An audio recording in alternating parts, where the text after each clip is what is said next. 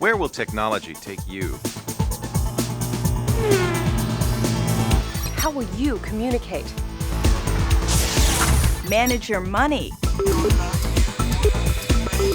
Get your music. You'll have games. But how will you play them? What will you have in your briefcase? Or in your car. Or on your body?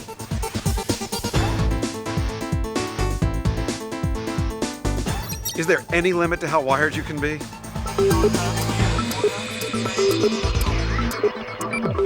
Every day, technology changes. You have questions? So do we. That's why we're here.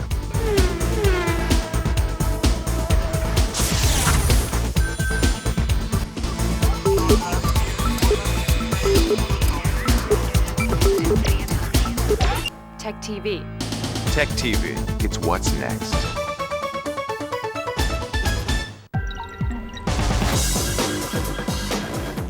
Hi, if you're watching this video, you must be at least a little curious about what's inside a PC.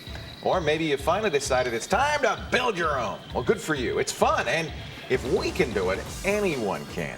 Thanks for purchasing TechTV's How to Build Your Own PC, part of our series with Q Publishing, the leader in computer education. I'm Leo Laporte. And I'm Patrick Norton. Now, we're the host of TechTV's The Screensavers. Now, every night we help people just like you to solve their computer problems. As we like to put it, Patrick, we're saving the world one computer at a time. But right now, we're going to show you how to build one of these things. Now, over the next hour or so, we're going to show you step by step how to find the right parts to build a PC and then how to put them together. We're also going to show you our expert building tips and tricks, and we're going to try to demystify the whole process to make building a PC easy enough for anybody, even us, to understand. That's what we do best. And as if that weren't enough, as we go along, you can find more information and extra tips and tricks at our website, techtv.com/buildapc. You ready, Patrick? I was born ready. All right. Let's start a little bit by talking about the advantages and more importantly, even disadvantages of building your own computer. Is there an advantage to building your own computer? There's an advantage, but maybe I better start with the disadvantages to scare anybody off who hasn't really thought about this. You do want to think about it first, because there are some things that your own home-built computer is not great at. For instance, there are issues about compatibility. When you buy a pre-built computer, the manufacturer has tested all the parts to make sure they all work together and they all work with the software. You're combining parts of your own choice. Some parts may never have ever been combined together before. So there could be compatibility issues between the parts themselves and the software you'll be running. Also cost. I think a lot of people think they're going to save money by building their own. It's not a guarantee. Yeah. Dell, Compaq, Micro, all these big giant companies, they buy parts in the millions. You buy one. Now, if you're careful, you can think you're saving money, but chances are when you do the math later on, you're doing this because you want to, not because you're going to save big cash. Another problem is you're not going to get tech support on this stuff. You might get on individual parts, you might get on the software, but as soon as you say, well, the Framit soundboard doesn't work with the Megalodon video card, who are you going to call? There's no one number to call. There's no one person who assembled the whole computer. Yeah. You're going to have to do your own tech support. But hey, that's what you got into this for, right? To learn how to do it yourself. Do it yourself, right? There's also, of course, the issue of things like skin knuckles. We have the of course, scars to prove it. Yes. Now, the advantages are many. And I don't want to discourage you completely because, first of all, you're going to get exactly the computer you want. You specify every single bit and piece of that thing. You're going to get a computer that matches your needs, your wants, your desires. And you know what? Best part? Bragging rights on your friends. Let's get building. Come on. First of all, let's talk about preparing your work area, getting the right tools together. And, well, we'll start with the work area. I have to tell you, I have worked in all kinds of conditions building PCs, everything from the dining room table to my kids' bedroom floor. Dorm rooms, dorm garages. Rooms. You've done it everywhere, too. As you said, but this is an ideal, perfect fantasy. But it's so nice. Yeah. If you can get something like this, it would be great. First of all, it's clean. You don't want to get any fuzz or dirt or lint in your PC. It's well lit. Really nice, because a lot of this stuff is tiny, and when you get old like me, not you, Patrick, but when you get old like me, it's hard to see a lot of the little fine lines and the lettering and stuff. So it's dry. Look how clean it is, isn't it? Dry is important. Why? Because computers don't like wet. And this is one that you might not think of. If you can do this, it really is great, especially in dry climates. No carpet. Static electricity. Watch. No, no, no, no, no, no, no, no, no, no, no, no, no. Stop. The worst thing for your computer is static electricity. It doesn't hurt too much when I touch Patrick's nose. Speak for yourself. But those thousands and thousands of volts going into those tiny integrated circuits can literally break them, fry them. So no static electricity. Here's a little tip. If you'd have to work on a carpet, little trick. Oh, that. You put a little spritz about a thing. cap full of fabric softener in a spritz bottle of water, and you spritz the carpet. And the fabric softener actually kills the static electricity. Sledgehammers aside, you don't need that many tools to build a PC. It's really pretty simple. Yeah. We've actually got kind of more than you need here. It's all sort of, more than you need. It's all neatly arrayed. Container for small parts. We, of course, This is great. We can build computers all the time, so we've been saving small parts our entire adult lives. What else do we need? Second thing's most important, you're going to need a Phillips screwdriver, ladies and One gentlemen. of the plus screwdrivers. Yeah. Patrick is an old-fashioned kind of guy, likes to use the manuals. I personally, I'm lazy. I like to use an automatic screwdriver. I think it does, a power tool is always good, isn't it? And it does, what's nice is it does the work for you. So you can screw it in. Now Patrick's, one disagreement with these, and I think you're right, is you can over torque. You can overdrive a screw. So rather than using your, your battery-powered super duper screw buster and portable drill, maybe one of these in an inexpensive kind of a screwdriver. Right. This is not going to have so much torque that can actually hurt anything. Even if you're not using that, you don't You can do it by need to hand. go in and No. be gentle. So these are all the must-have. Any other must-haves? You know what? You're going to be trimming, you're going to be cutting, you might be playing around. A box cutter, a standard utility knife. Ladies and gentlemen, be careful with it. Kids, don't use This one without isn't the for permission kids. of your parents. Yeah. If you cut 18 or yourself, older. don't blame me. Absolutely. Now, we also want to talk about something. These are probably shouldn't be on the optional list, but some kind of needle nose pliers or Very hemostats, handy, something you can very, reach in. very handy. You're putting jumpers in, you're pulling cables in and out. I drop screws all the time Yeah. into the case, and this is probably oftentimes the only way you can get in there and pull the screw out. And you don't want to leave any loose metal inside your case. Not only does it sound bad when it rattles around, it can short out stuff. What are these things? These are zip strips. Now, you're going to have a lot of cables inside your computer. Now, you might do it just to make it look neat and tidy, or you might do it because the less cable sprawl you have, the easier airflow will be inside the system. You wrap this around the group of cables, you insert neatly so, and you... These are so handy, and they're inexpensive. I have some, I just keep them around all the time. Even outside your computer, all that massive cables you have behind your desk, these can be very handy for organizing them and keeping them in shape. So there are the tools, both the necessary and the nice to have. You don't need a sledgehammer, kids, honest. The tools you'll need are a parts container, a Phillips screwdriver, a box cutter is handy, needle nose pliers, and zip strips to tie everything down and keep it nice and neat. Now, this is the fun part. Let's go shopping. It's good. This is fun. I love doing this. Before you run out with your cash and your credit cards and your hot little hands burning a hole in your pocket, whatever it is, mixing metaphors, you need to do your homework. Well, that's absolutely right, because you don't want to buy more than you need or less than you need. So take some time to spec out your new PC. What does that mean, to spec it out? Basically, decide on the list of specifications defining the contents of your PC. How do we know? It's the parts list. How do we get a parts list? Okay, you can go to the screensavers. We have a list of like our favorite sub 1,000 PCs, even cheaper. You can look at all those expert sites like ENunn and Tom's Hardware, all that good stuff. Magazines will tell you. Magazines will tell you. Talk to your friends, see what they're using. Basically, come up with a list of parts. The motherboard, the processor, the graphics card, the audio card, the case, the memory, all this good stuff. You want to check your list, even if you don't maybe use our list of parts, check your list against our list. Make sure you have one of each, because if you don't have all the parts you need, there's nothing worse than building a PC, getting home, and going to go online and realize you don't have a modem. Right. Or buying more parts than you need, or buying a part that doesn't work with another part, things like that. Very important. You can get everything you need, at least the beginning of the research, online here. Yeah. The PC breaks down into a few simple components. You're going to start with your CPU. That's the processor, the brains of the computer. You also need memory chips. That's where this data that you're working on and the programs you're running are stored while the CPU is working on them. What else are we going to put in there? Well, you're going to need a video card. That takes the pictures. It basically turns the zeros and ones the PC needs feeds into the pretty pictures you look at on the screen. That video is not the only card. You're going to need a sound card as well if you want to hear stuff.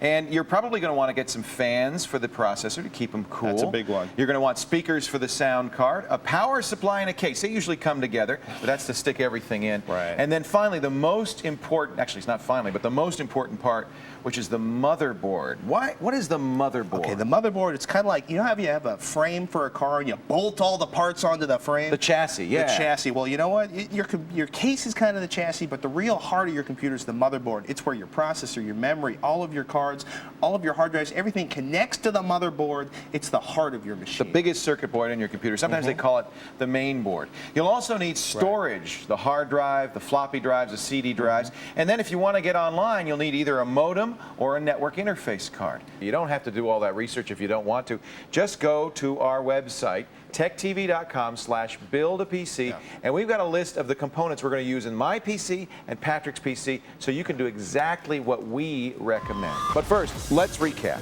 Basic PC components you're going to need to buy include the central processing unit, or CPU, your RAM, your memory chips. You're going to have a video card so you can see things, a sound card so you can hear things. You'll need speakers to go with the sound cards, fans to keep everything cool.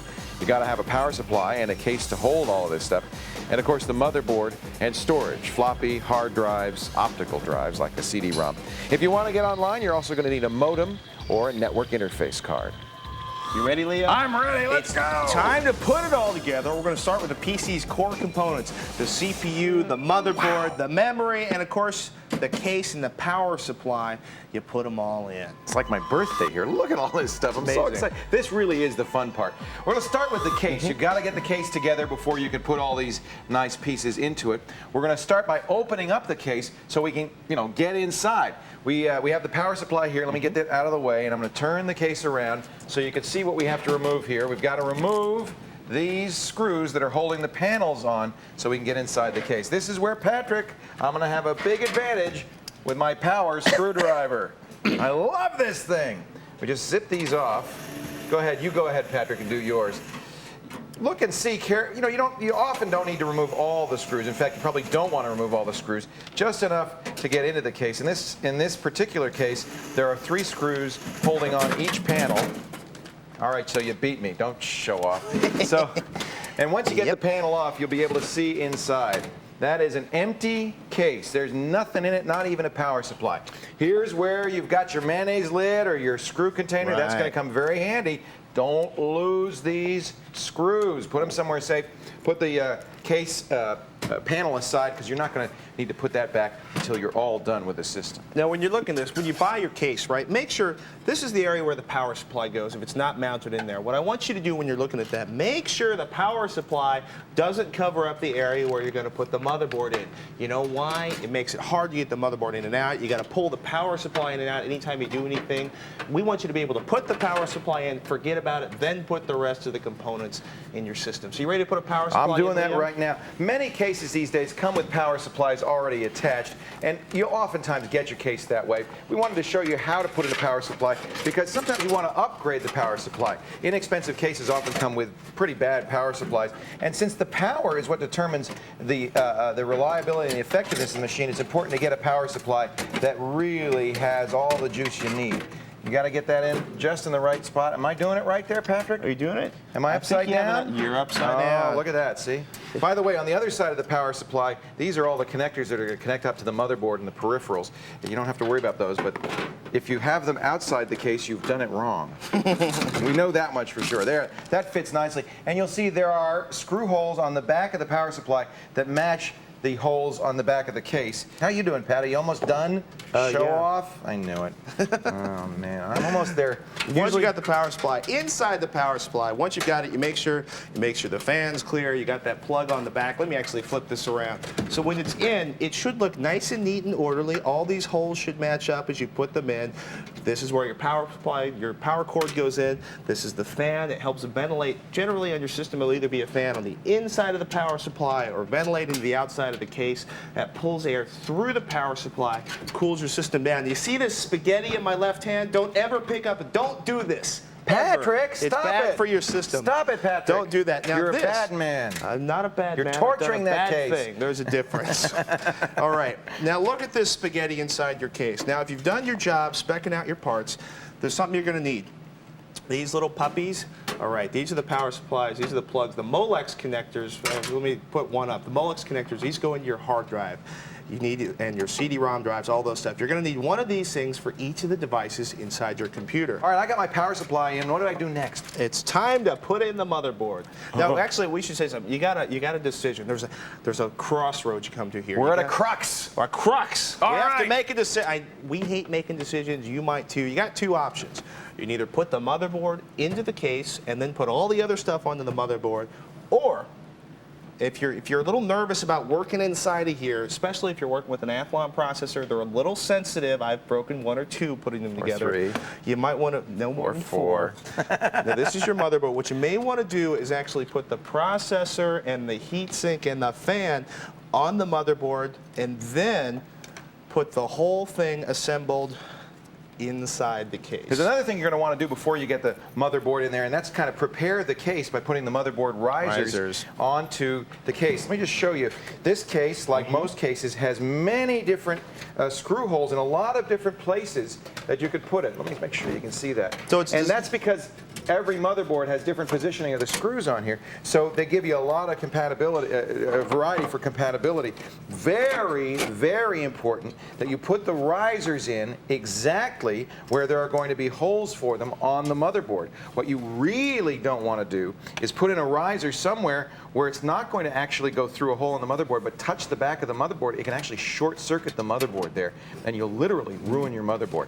So where are my risers? I need some risers. You got some there? There should be a little plastic package. Normally, a lot of times, they actually tape it down on the inside of your case. There it is. First thing you do when you get your case home, you take it out of its big box, you look inside, there should be a little plastic bag full of parts. The risers in my case are brass. Right. They have a threaded screw on one end, and then they have a little pentagonal hole at the top. That's what the screw is going to come into from the other side on the motherboard. You'll also see I have some paper washers in there. You're going to use the paper washers to insulate the motherboard against the risers. So the first thing to do is to kind of look at where the motherboard is going to go in the machine, and you're going to orient it so that the connectors are on the back plane of the machine. They've got to line up with these connector holes on the back plane of the machine. See, for the peripherals, can you see that right down there? So we're going to make sure that those line up with this, and that'll give me some idea of where to put the risers in, because I have holes in my motherboard where I want to screw in the motherboard to the risers. So match the holes on the motherboard to where you're going to put the risers on the case. Does that make sense? That makes sense. You know what, though? There's different ways of doing it. My case came with these little, sometimes they're plastic. In this case, they're actually little metal bits. And these do the same thing as Leo's brass risers. They stand up the motherboard off the bottom of the case, and they give you something to actually screw the motherboard down in there. Again, I have the same kind of screws with little paper washers. And again, you know what? You laid it down there gently. You look at there, and you figure out where all these holes are, and you put one of these risers for each of those. The places you especially want to be most careful about is around here, the front of the cards, the PCI slots, where you're mounting that down in there, because that's where you're going to be pushing these cards down in place. So make sure you use all of those. Well, I've put in now 1, 2, 3, I'm going to put 6 risers in total, and I'm just going to see if I've matched up every riser with a hole on the motherboard. This is often difficult, and this is the tricky part here, is matching up the faceplate with the connectors you've got on the back of your motherboard. Sometimes they give you multiple faceplates. In this case, I've only got one faceplate.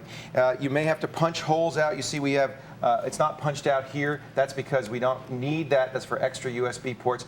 So if they're not punched out, you just take a screwdriver. May I borrow a flathead here real quickly? And you'll just pry off that little extra bit of metal so that you can get the connectors through there. We've already pried off all of the ones I need. This is going to be where my connectors for my sound card are going to go. This is a serial port. This is a printer port. We've got the mouse and the keyboard, the USB ports, and the extra serial ports here. So I'm just going to try to match those up. Now these two things right here, these donuts, are actually where we're going to put screws in to tighten it down. Donuts. We like, we're going to have donuts after we finish these. Sometimes, though, the little holes don't match up with the risers. Remember, we put the risers in to keep keep the motherboard off the bottom of the case.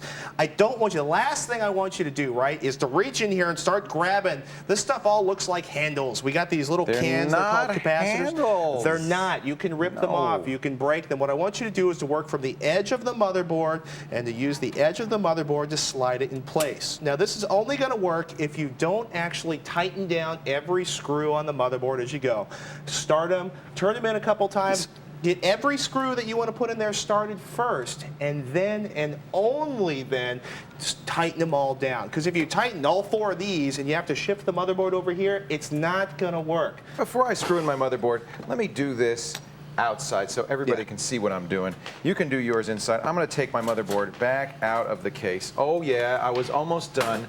But I'm going to let Patrick win this race because I really want you to see it when I drop in this AMD chip and put the heatsink on it and put in the RAM. This socket right here is very common for any socketed chip. It's called a ZIF, or Zero Insertion Force Socket.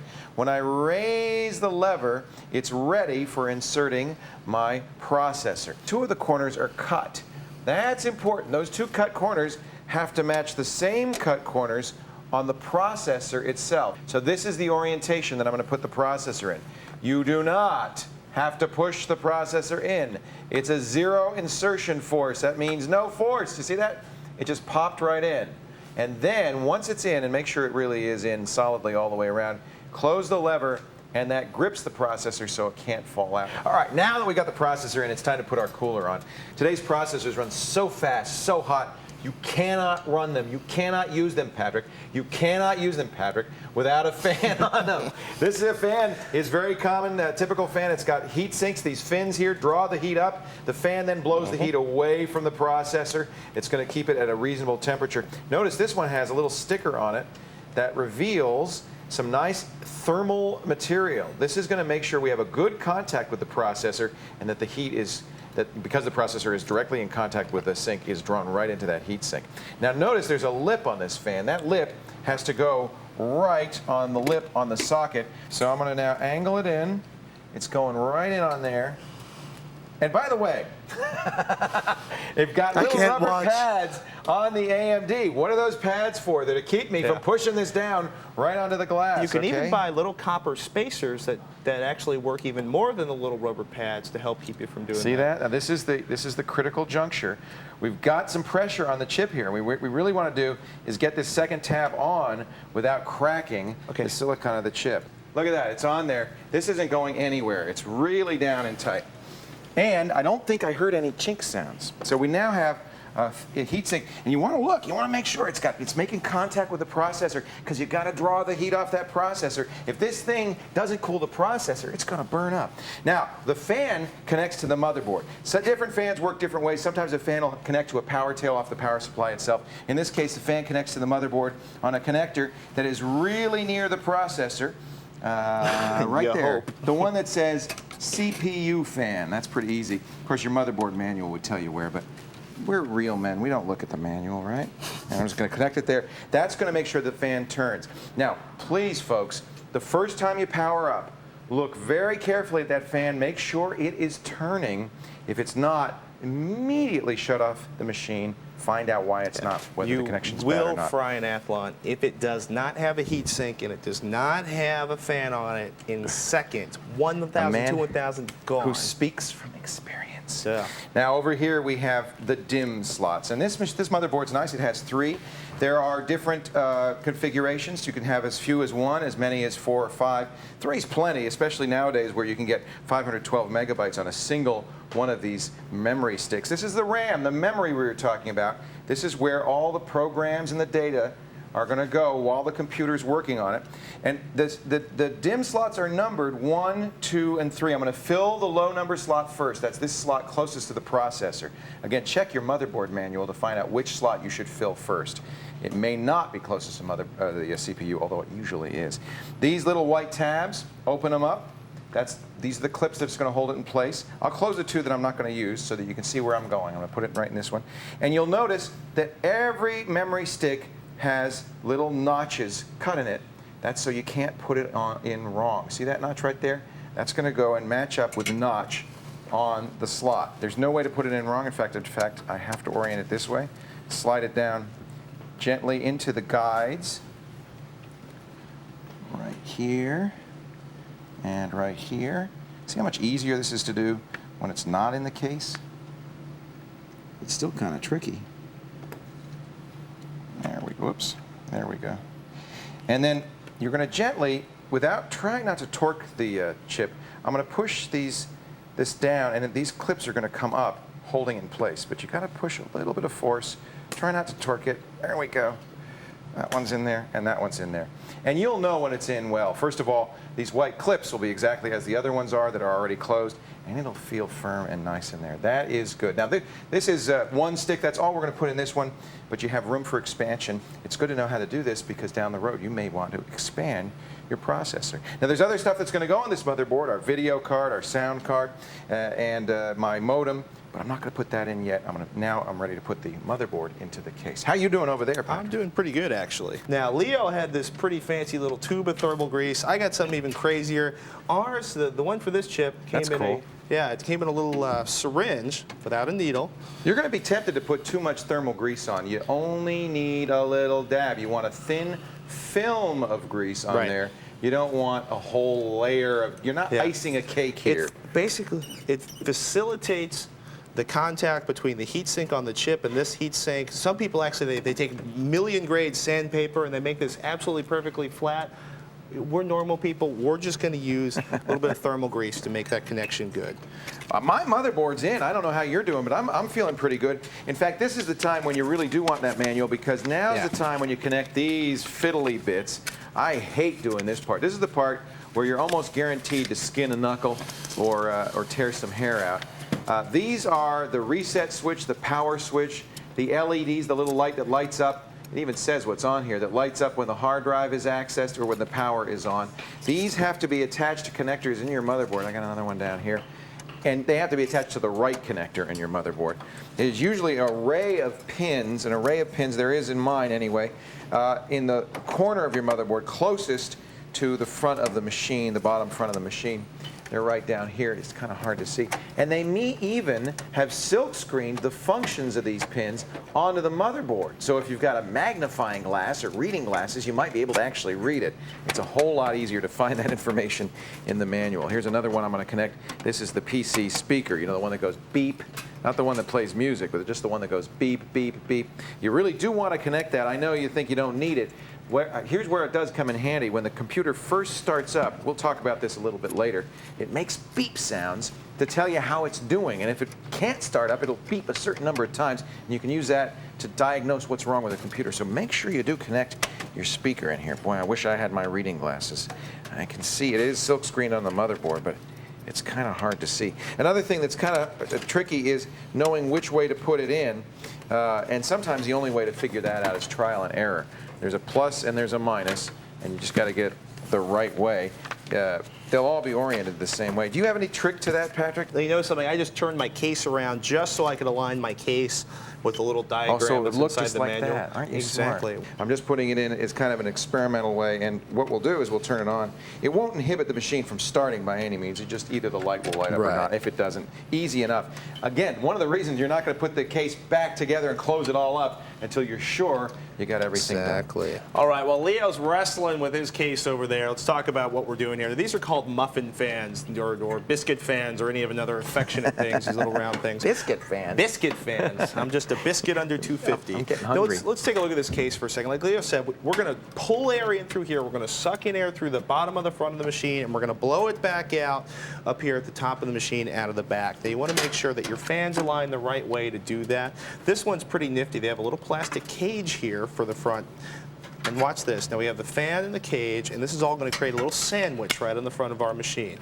So we'll take a look at this one. This is pretty slick. I got to admit, I'm admiring this. So you can put the label side out because that's the direction of the air, or label side in because that's the direction of the air. So in this case, I'm going to be drawing air in. So we're going to lay that down in here, label side in, and we're just going to snap that in place. It should all line up. Now I have a little fan sandwich there. The fan sandwich is going to go right up here in this case. Now you might actually have to bolt this thing down on the inside of your system. You might be using more screws for this. Again, be gentle. Remember how you took it off to put it back on. This is nice because the wire trims right up through a slot in the muffin fan case there. So this connector is going to end up connecting to a power tail that comes off the power supply in the case. That's how it's going to drive it. Sometimes the fans will also connect directly to the motherboard. It's nice when you get fans that do, because then as I said earlier, their rotational speed can be monitored, and you know the fan's working. The worst thing that can happen in a case is if the fans die, the cooling dies, and the case overheats, and you don't even know what's happened. Now, on the back side of this system, again, we told you we're going to put the label in. That's the direction of the air, Leo says. I trust him implicitly, and this one's going to be mounted over here, where it's going to draw some more of this air over here and out the back of the fans. This would be a good time to take a breather. You've installed the most critical and probably the most expensive components of your new PC. So go get some lemonade, pat yourself on the back. You're doing great. Here's a recap of what we've done so far. First, we've opened up our case. We've installed the power supply. We installed the motherboard, the big circuit board, and the CPU that went in the motherboard. We also attached a fan to the CPU to keep it cool. We installed our memory chips, our DIMMs. And finally, we connected all the switches and installed all the other fans we need inside the case. I think it's time. Are you ready? I'm ready to start working on the drives. All right, I'm ready to do drives too. Okay, let's talk about 3.5-inch and 5.25-inch drive bays. Look inside of this system. The big wide critters that are usually at the top, those are 5.25-inch bays. The ones down here are 3.5-inch bays.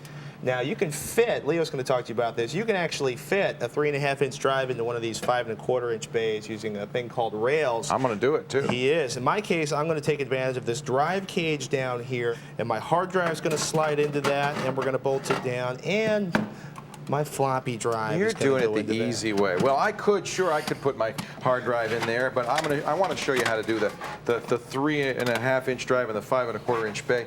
One other thing on the floppy drives, actually on any drive that has to be accessed from the front, you'll notice that these cases have panels, all cases do, on the front to block unused bays. Your hard drive will sit behind one of these panels, but I'm going to have to open up this panel for the floppy drive. One of the things you're going to do is take a look at this. Now, you notice something, we were working on these before, you couldn't see through the case. See how we've taken both sides of the case off. There's a reason we did that. When you're putting these drives in here, you know what? It sounds a little crazy.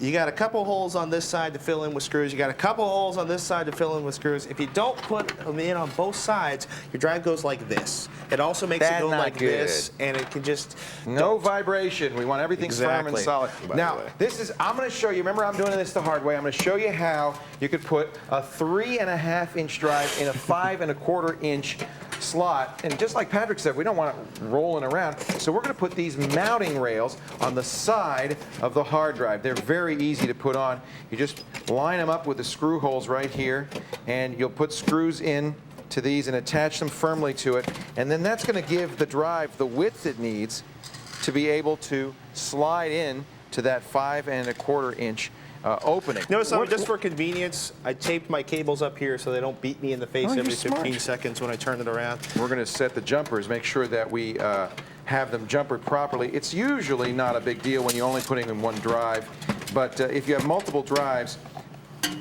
on the IDE channel, one drive is a master and one drive is a slave. In fact, while I got the drive out, let me show you where you would set that. You've got these jumpers on the back here, and if it's only one drive on the channel, well, then it'll be set up as master, as this one is. But if you're going to add a second drive down the road, you're going to have to re-jigger these jumpers, and it explains how to set it up here so that the second drive can be the slave drive. The computer will boot from the master drive. So that's the drive where your operating system is going to be. The secondary drive can hold data or anything else, but the operating system is going to be on the master drive. Same thing if you're putting in a CD. If there's only one CD and there's nothing else on that IDE channel, it can be the master. But if you have, let's say, a CD and a zip, or a CD and a CD recorder, one will have to be master and one will have to be slave. It's probably not a good idea to mix slower devices like CDs with faster devices like hard drives on the same IDE channel. You get two channels in each computer, separate the CDs and we'll show you that when we cable it, and the hard drive, so they don't slow each other down. Ah, Leo. Are you there? You want to see something? You feeling good? I'm feeling good. Installing my CDRW over here. I'm going to move on to the DVD. So let me show you. The rails are on the hard drive, and what it's just done is it's made this, thin 3.5-inch hard drive into a fat 5.25-inch hard drive that's going to slide into the drawer space of the 5.25-inch slot right here very easily, and then I'm going to be able to screw it down. So it's just an adapter, basically. That means that smaller drive can fit easily into the wider drive slot there. And once I get that in, I'm going to put in my CD. Because it's a hard drive, I didn't have to open up the front panel for this. That's just for the drives that need front access like this. A 3.5-inch floppy drive. I'm going to slide in there like that. And notice again, we want to make sure that those are flush with the front of the case. So you're going to kind of play with that so that it gets just flat there like that. And the same thing with the CD drive. And then once you've got that in there and lined up the way you want it, you can attach the screws and tighten them down. Another little finesse, kind of missed on this one. We matched the front bezel of the DVD drive very nicely to the case, but this is kind of a little bit off color. It's a yellowish ivory instead of the modern gray beige, and that happens sometimes. But if you really want to have a case look good like a pro did it, you want to look very carefully when you do your shopping and get these tones to match exactly. Yeah. Because otherwise it looks just a little bit off. That's really tough with silver cases and black plastic cases. They're not that common, but they're out there. I've actually seen a lot of the companies that use those. It's really tough to get a CD-ROM or a DVD drive that matches a silver or black case. Sometimes you can find special components that are designed for that. A lot of guys, they just take it out very carefully. They cover over the important spots, like the spot where the LED or something is on the front, and they spray paint it. They spray paint it, folks. You can do that. Yeah, I don't know how comfortable I am with that, because if you get spray paint inside of the CDRW or the DVD drive, it's going to be useless. It's not a good thing. What you can do, though, is you can actually, and this is advanced. This is not something to take lightly. If you really want to have one of those silver or black cases, you can actually remove the plastic face off the front of that CDRW or DVD drive, spray paint it far away from anything you think is valuable, especially the inside of this computer, and take care of it that way. So how's it going? You got the drive rails. It's good. I got the drive rails. One thing that I always do wrong, and don't forget this, is when you insert this drive, and I just did it now, make sure that the connector is facing the back of the case so you can attach the cables. Whoops. So I just had to take this out. I put it in this way, and obviously I can't attach the cables here. You know what? You might be tempted to grab your cables right now and start playing, because you got all this a floppy drive, the IDE, the drawer drive, CDRW. I can connect them now, Pat. I'm all ready to connect them. Don't do it, because you still got a bunch of stuff to put inside the system. Cables take up a lot of space. You're going to need that space to work inside this box and put the rest of the stuff in place. I want to finish up, then we're going to show you how to install the expansion cards, and then we're going to put the data and the power cables in, and we're almost ready to turn this thing on. Let's recap real quickly. We've installed the various drives in our machines. Remember, leave the case open until you're finished, so if you have to make any changes, you can do it easily. There's no reason to close it all up right now. A good idea, if you've got drives that are smaller than the space you're putting them in, is to put mounting rails on those drives. Make sure on the motherboard all the jumpers are set correctly, the jumpers on the drives too, and always check the positioning of the cables so that they're oriented properly and the components are positioned well so they're flush with the front of the case. It looks nicer that way. One other tip, get components, if you at all can, get components that are going to match the case. It just gives it a nicer finished look so all the colors are the same. Now, it's time to add our cards. This is the easiest thing to do, and it's something you'll probably be doing a lot of. The good thing about these cards, you figure out how to put one in, you figured out how to put all of them in. They're all pretty much the same. They may go in different slots, though. Currently, in today's PCs, you find 3 different kinds of slots. The AGP slot, this is an AGP card, and it's noticeable because it's got 2 notches in it. It's a short thing, and in fact, this one has a little extender, a little clip on it. The AGP card is currently used only for video cards. You'll also find PCI slots. That's the most common kind of slot. Most machines today have 4 or 5 PCI slots. They look like, the PCI cards look like this. And the PCI cards usually are sound cards, modems, network interface cards, things like that. The old cards are called ISA cards, ISA for Industry Standard Architecture. Those are longer cards. They're legacy. That means they're old-fashioned. In most cases, you don't want to use them if you don't have to. And in many motherboards, they don't even have ISA slots anymore. Patrick, you can show us what those slots look like right now. As a matter of fact, almost no new motherboards actually have ISA slots inside of it. If we cut in tight here, the brown one that's set back here, that is going to be your AGP slot. The short white slots are PCI slots. Now, this one has an unusual little critter down at the side. If I'm not mistaken, this is an audio modem riser. AMR slot, that's right. And those use little proprietary cards. We're not real huge fans of those because what those do is it's basically a little bit of hardware on a board, and it uses your processor power to maybe run your sound card or your modem. We usually avoid those. They may be cheaper for you, but spend a little extra money to get a better card. Now, to get a card in, the first thing you're going to have to do is remove the closure on the back of the case that's keeping the case for air and dust from coming into the case. In most cases, those will unscrew. This particular motherboard, they just pop out. I don't actually, or a case I should say, I don't actually like that. I'd rather see one where there's a screw and there's something that you can attach. I'll tell you what, at least you can pop these back in. A really cheap case, they've just stamped this whole area out of one sheet of steel, and you actually have to bend back and forth to pry it out, like those 5 1/4-inch panels, and then you don't have anything to fill in the slot with. If you move your cards, you're probably going to cut yourself on them. I know I have. Here's my video card. I'm ready to put it in. This particular card has a little AGP extender on it. Now, I have a motherboard very nicely designed that has room to, it actually has a little clip on for that. Here's in general how you put in cards. You remove the protector on the back of the board. You take the card, you put it in upright. Make sure you're putting it in the right slot. If you've got everything lined up correctly, you just push down until it clicks into place, and that's it. You'll then want to take a screw and attach the card here to the case so that it doesn't wobble around. Let me show you here like this so it doesn't wobble around. You're going to screw something in here. Should I put one more in just to give you an idea of how it works? Here's my sound card. This motherboard has integrated sound, but I wanted some extra capabilities, so I spent an extra $50, big deal, on an external sound card. Or an additional sound card, and it's just going to go again. This is a PCI card, so it goes in the PCI slot. I slide it in, align it with the back of the case. I got a question for you, Leo. And I push, and it's in. How do you know which PCI slot to use? Well, you don't. If you look in your motherboard manual, it'll show which slots share interrupts or share resources, and that may give you some idea of how to arrange it. I generally try not to put a card right next to the AGP card. They often share resources there. And plus, it's a good idea to separate cards a little bit so you kind of give them some thermal room. They aren't all the hot stuff isn't mixed together. If you put cards in and it doesn't work out quite right, move them around in the thing until you get everything so that it can work together.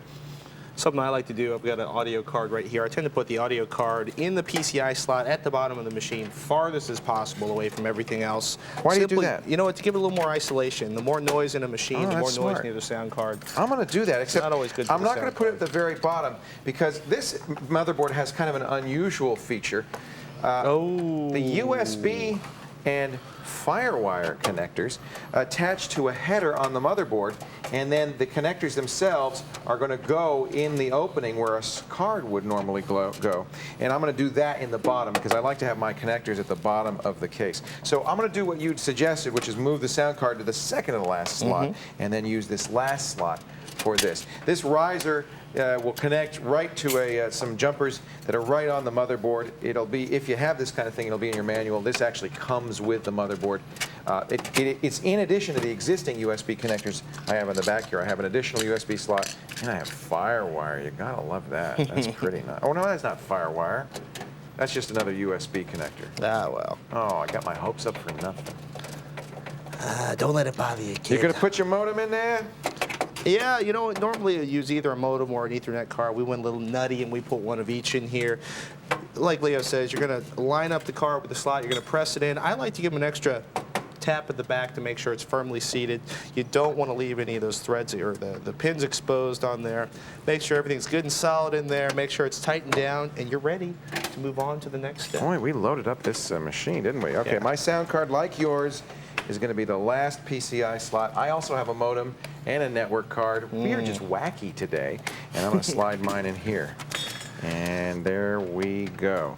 All right, I've got one opening that I am not using, so I'm going to push this back in to fill it up so that it doesn't occupy they don't leave any holes in there. But we're done. We're going to screw these things down and make sure they're solidly in there. And we've installed our additional cards. We got everything installed to the case. Now, Except for the cable. it's time to attach the cables. Oh, That's boy. right. Lots and lots of cables. You know what? You're probably going to start with your data cables, and just for fun, you can start with your floppy drive cable. Where did that floppy drive cable go? I will look forward to the end of the floppy drive. It's pretty much gone already, you know. I mean, there's not a lot of things that use a floppy. The only time you really are glad you have a floppy is when your machine won't start up and you've made a rescue disk. And you use that to boot up the machine so that you can figure out what's wrong and fix it, often reinstalling your operating system. So that's pretty much the last use of the floppy. Nobody uses, or very few people use floppies to transfer information anymore. That's just really not a common use. The zip has pretty much taken over for that. Did you put a zip drive in yours? I did not put a zip drive in mine. Yeah, I tell you, I like having a zip drive, and most of the computers that I build, I'll put a zip drive in. I just feel like it's a really useful thing to have. For a backup and for transfer of data from one machine to the other. What's the matter? 79 cents a CDR disk for 650 megabytes of you put a storage CD versus recorder in there. $10 a disk for a zip drive. All right, let's take a look inside of this case. Your data cables are going to go. There's going to be one from the back of the hard drive, the floppy drive, the CDR drive, the DVD drive, and they're going to go into these. These two longer slots are your IDE slots. The shorter one right here is your slot for your floppy drive. Now, let's talk about cables for a second. Some cables are keyed. And when I say keyed, it's not like you're going to pull out your house keys and unlock it and put it back in together. Well, it's kind of like that, though. It's kind of like that. Take a look at this. These are the two ends of the floppy drive cable. Here's the first thing. Sometimes there's a little block here on the top. That's actually going to align with a particular side of that cable socket that you put it into. You also notice there's a blank pin there. Instead of being able to put a pin in there, it's covered up. That means it's only going to go in there one way. The other end's a little more complicated. This one actually, there's no blocked pins in here. There's no little slot for it, but what you do know one end from the other by looking at this little red cable on here. You're going to align that up with the floppy drive. Now let's talk about, for the rest of the cables in your system, your IDE drives, all of your hard drives. If you look at the back end of your hard drive, and you know, we should have left a hard drive out just to talk about this. You've got a hard drive here. You've got two things going on. Right here, back in most of your drives, there's going to be a slot for the IDE cable. Now, we talked about there being a little notch or a missing pin that helps you align it. But you know what really helps you align it? This 4-point Molex connector where your power goes. And when you're putting these in, I have what they call rounded cables. These are the slick high-end ones. But you notice something, even on the slick high-end cut ones, one side of this has a little red line on it right here. You see that little red line there?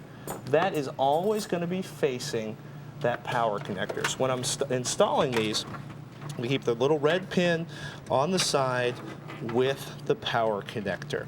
And that also lines up. In this case, there happens to be a slot there too, and that makes it real easy. You don't have to remember which way it goes on.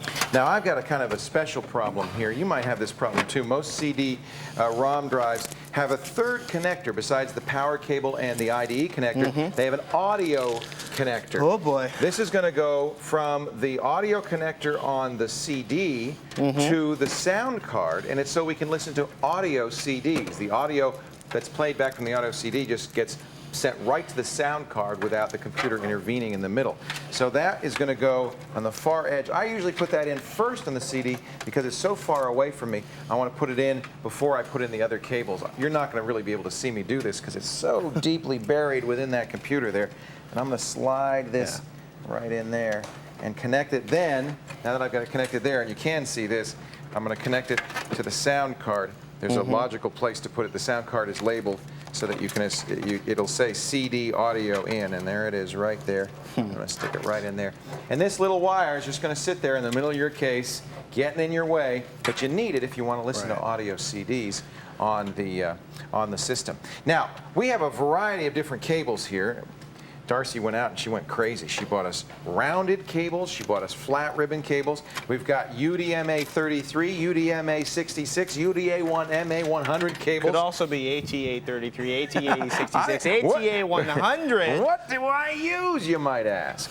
Well, the rounded cables are a finesse just to make it look pretty inside and to keep airflow. I don't actually like to use rounded cables. I'm of the opinion ribbon cables are ribbon cables for a reason. They give you better separation and shielding of the signals cables, so I use ribbon cables. If you want to use rounded cables, you go right ahead.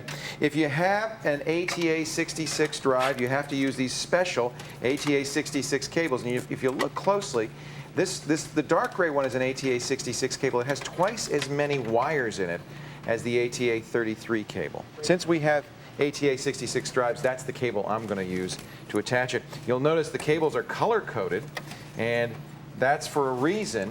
The blue end of the cable here, that's going to go to the motherboard, and these other two are for attaching to the drives. So these cables have gotten a little bit fancier than the old IDE cables. We now have to attach the blue directly to the motherboard. It is keyed, just as Patrick said, so you can't put it in wrong. And then one of these is going to go to my hard drive. I don't have two drives on this IDE chain. As I mentioned, every motherboard these days has two IDE connectors, each of which can handle two devices for a total of 4 IDE devices, hard drives, CDs, zip drives. In my case, I only have 2 IDE devices, a hard drive and a CD-ROM. And in order to make my machine more efficient, I'm going to put the hard drive on this cable, and I'm going to put the CD-ROM, which is a ATA 33 device, on this cable, and they won't share IDE chains. That gives me better performance. I'm putting it right in, and that's going to go to my hard drive. And then, isn't it nice when you do this before you've put in a lot of stuff? It makes it very easy to add these cables. Where's the challenge in not having all the stuff in there? This is the old style ATA 33 or UDMA 33 cable, and it doesn't matter which end you put in which side. So I usually put the one that has the longest length. This one will go on the motherboard, and then these two closer together ones will go to the drives themselves. This is going to go to my CD-ROM, which is the slower ATA 33 specification. Put that right in there. If you don't have keyed cables, as Patrick mentioned, the red line on the cable is the #1 wire that should go to the #1 pin of the connector. Now, this is one of those areas where you get fancy when you're rounding the cables from one end of the system to the other. Remember, no sharp bends, no sharp breaks, don't tie them into knots, just be gentle. You can't fold them over flat to change directions, but try to do it once. The floppy cables look very different than the IDE cables. The connectors are smaller, as Patrick observed, and there really is only, they can't fit into the other cables. One thing to note with floppy cables, and Patrick got burned on this in that Build Your Own PC challenge, normally on the floppy cable, the red wire goes closest to the power supply, and that's true on all drives. The red wire, the #1 wire, is closest to the power supply, but not always. Patrick found a floppy drive that was the other way around, and that's what kept you from winning that race, isn't it? It made me a little bitter. They tricked you today. They tricked you. Patrick, for once, I'm finally beating you. I'm actually ready to put my power cables on. Oh, so boy. while Patrick fiddles with his drives, moving it around so that he can get his stuff hooked up, we're going to show you how to hook up this stuff. These are all the power cables that come out of the power supply. And most of them, there's really 3 different kinds. Most of them look like this. These are the ones that are going to hook up to the hard drive and the CDs. There should be one that looks like that. That's the power supply cable that goes to the motherboard. And then there'll be 1 or 2 that look like this. These are for the floppy drives. Sometimes other devices use these kinds of power connectors, but typically hard drive, CD-ROM, floppy drive, and this is for the power supply. And then, by the way, my fans also use them. In fact, just in case, I bought a couple of extra these connectors, these extra splitter connectors that Patrick was talking about, so that I can make sure that all my fans are connected. So I'm going to put my motherboard, I'm going to wire it up. Now remember, this shouldn't be plugged in while you're doing this. I hope it hasn't been plugged in all along. This especially is a time as we start to connect the power up to these devices. You want to make sure that nothing is connected, that you have discharged any static electricity. You've been doing that all along, I'm sure. And we're going to put this power supply cable in. Only one way to do it. Only one way it'll fit. It's actually, you can't probably see it, but the connectors are shaped in such a way that they can only fit in one way. And this is a little clip that's going to snap right in there. I'm going to put it right in here. All right, I'm going to connect up here to my hard drive.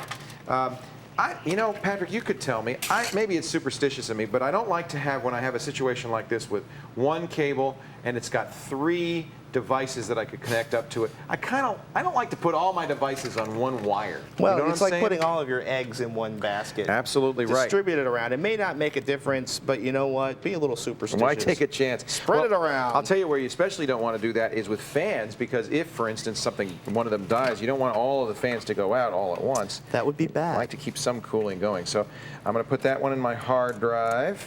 It's rounded also on the corners here, so again, there's only one way to put this in. Most of the stuff, there's only one way to connect these things. There's only a few things like the floppy drive that will give you some leeway for error. And now you see, I really have a mess of spaghetti in here, and I'm going to really try to tidy this up, get this stuff out of the way so that there's a free flow of air through here and out of the case, and that this doesn't get in the way. What you really want to make sure is that there are no wires anywhere near fan blades, because what's going to happen? Well, the fan blade will eventually strip off the insulation, cause a short circuit. You could even have a fire in there, so be very careful about that. Make sure all these wires are well away from the fan blades, well away from anywhere they could get into trouble. You take a look inside this case.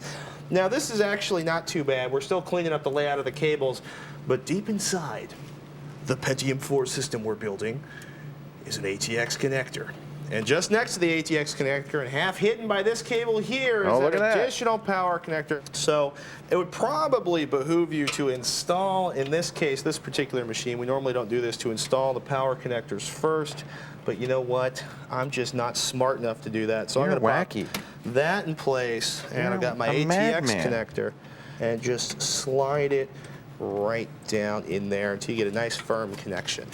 Well, I'm feeling pretty good. I've checked all my cables. I got everything in here. I've actually used some twist ties, as we mentioned earlier, some of those special plastic ties, not, of course, the ones you get for garbage bags, but these electrical safe Although ties. I've seen the garbage bag. Not a good idea, I don't think, to get some of the cables out of the way so we got good free airflow. In fact, I feel so confident I even put one of the panels, not both. Dude, you put both the panels on, I guarantee you, you're going to jinx yourself. You'll have to take something apart to make it boot. So I just feel half confident, so I put one of the panels on. When I put it back, though, and I didn't replace it with the regular screws, I use these great thumb screws. It makes it very easy when I want to open the case at another time just to unscrew it. So I'm going to do that with the other side.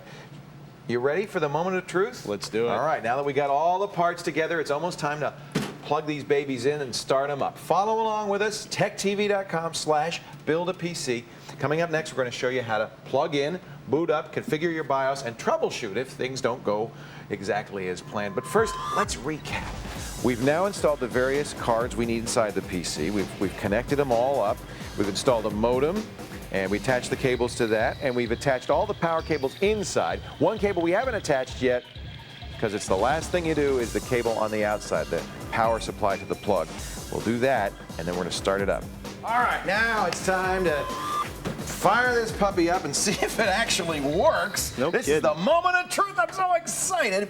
We've got it all set up here. We've got our mouse and our keyboard, our power supply, our network interface. Shall we start it? That's the keyboard. That's going to go right into the keyboard connection there. Usually these are actually color-coded. Green for the mouse, purple for the keyboard. Well, that's pictures on them. One of the disadvantages of making your own PC is sometimes you don't have that. That, you know, this is something that if you bought a PC, you'd have a roadmap. But look, you know better because you built it. You know how it all goes. Should we plug in an Ethernet or modem just for I'll tell you why we're going to need Ethernet on this one. You need a net connection to install our operating system. We're going to install Windows XP today, and so when we install it, it's going to go out on the internet and say, "Here I am." I'm really nervous. Hold on, ladies and gentlemen. Just take a deep breath. Relax. If it doesn't start up immediately, it's not the end of the world. We're going to do a little troubleshooting. Troubleshooter. And we'll fix it, okay? Now, by the way, I'm leaving it open, and it's very important that you do the same, because I'm going to look, the first thing I'm going to look at when I press the power button is to see if these fans are operating. If they're not, I'm going to turn it off right away. I'm not going to fry my processor. So look, this is the most important fan, but look at all the other fans. Make sure the fans are operating. Go ahead, let's press this power button. In 3, 2, 1. All right, the fan's on. That's great. That fan's on. That fan's on. I'm feeling good. This is a good sign. Look, we got a boot up message on the screen. That's a very good start. Now we're going to go into the BIOS. So we should tell the folks at home what the BIOS is, what this mess is. Okay, I'm looking at. I want to call it, thanks to a novel I once read, the built-in operating system. It's the basic input-output system. It lives in the chipset inside the motherboard. It controls all the basic functions of the PC. When you hit that power switch, power goes into the motherboard. and the chipset wakes up and it looks around and goes, okay, I got a graphics card, I got a hard drive, I'm a computer, I've got a chip, I've got memory. It goes through its own little checklist. It goes through the checklist, it sees everything at once, it's going to go to your hard drive and look for the operating system. If you don't have an operating system installed, which we don't yet, we haven't installed our operating system, it's just going to get a little upset because it's going to go, I haven't found an operating system, what's going on? But before you even get to that stage, you're going to change any settings you need to change in your BIOS. For instance, I've disabled the onboard sound card because we put our own sound card in, and you might want to do things like that. This, as I said, you want to look at the hardware monitor. That's going to tell you if you'd set up everything and if the speed is correct, the CPU fan is running. And then I do need, in fact, to change on this machine, and I'm trying to find where to do that, the RAM speed and the bus speed on this Now, thing. if we hadn't been able to get into the BIOS, folks, probably what would have happened is we either wouldn't have seen that. The first thing that shows up on the screen there is a little mini message from your graphics card. Then you get stuff from your motherboard. Here's what happens, though. If that doesn't work, remember how we told you how it was important to connect your speaker? Here's why. The power on self-test. It's called a post-test. If something's missing, the memory, the chip, the graphics board, what's going to happen is it's going to start beeping at you. It's going to sound like Morse code. Well, those codes, you write that down. It could be too short, too long, all these different codes. You go in your motherboard manual. It'll give you a list of those post codes, those power on self-test codes. It'll say, oh, your graphics card isn't working or your memory isn't working. Shut the machine down. Make sure the part it's looking for is properly installed, and away you go. This system, to get into the BIOS setup, I press the delete key. It'll vary. You'll have to read the message when you first see the computer booting up. This is a screen.